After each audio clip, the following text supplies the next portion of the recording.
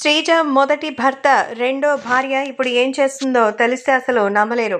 అసలు ఇంతకీ ఎవరు? శిరీష్ భరద్వాజ్‌కి సంబంధించి మరి ప్రస్తుతం ఆమె రెండో పెళ్లి చేసుకోవడంతో రామ్ చరణ్ అలాగే ఇక మెగా ఫ్యామిలీకి సంబంధించి గతంలోనే చాలా ఇబ్బందులు ఎదుర్కోవాల్సొచ్చింది. ఎందుకంటే తన చిన్న కూతురు శ్రీజని మరి శిరీష్ భరద్వాజ్ ఇబ్బంది పెడుతున్నారని మెగా ఫ్యామిలీ కూడా ఆయన పైన కేస్‌ని ఫైల్ చేసింది. అయితే ఇప్పుడు ఆయన మరణించడంతో మాజీ భర్త శిరీష్ భరద్వాజ్ మృతి పట్ల వాళ్ళు కూడా నివాళి అందించినట్టుగా సమాచారం. అయితే మరి ప్రస్తుతం చిరంజీవి మాజీ అల్లుడికి మరి రెండోసారి పెళ్లి జరిగి మరి ఆయన కూడా ఒక అద్భుతమైనటువంటి ఫ్యామిలీనైతే నడిపించుకున్నారు.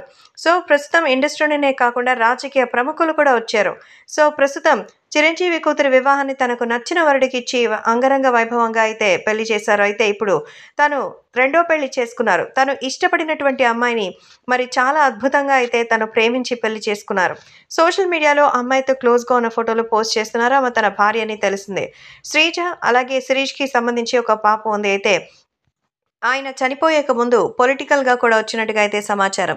సో ఏది ఏమైనా శిరీష్ భరద్వాజ్ మరణంతో అందరూ కూడా ఎంతగానో షాక్ అయ్యారు.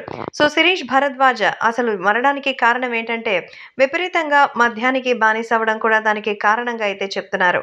సో ఏది ఏమైనా రెండవ భార్య కూడా తనని ప్రేమించి పెళ్లి చేసుకుంది. సో తనకి మరి తను క్లోజ్ ఫ్రెండ్ అని తెలుస్తోంది. ఆ తర్వాత వాళ్ళిద్దరి పరిచయం ప్రేమగా మారి తర్వాత వాళ్ళిద్దరూ పెళ్లి చేసుకున్నట్టుగా కూడా సమాచారం. అయితే శిరీష్ భరద్వాజ్ మరణం తర్వాత తను కూడా ఇప్పుడు తన ఇంటికి వెళ్ళిపోయినట్టుగా అయితే తెలుస్తోంది.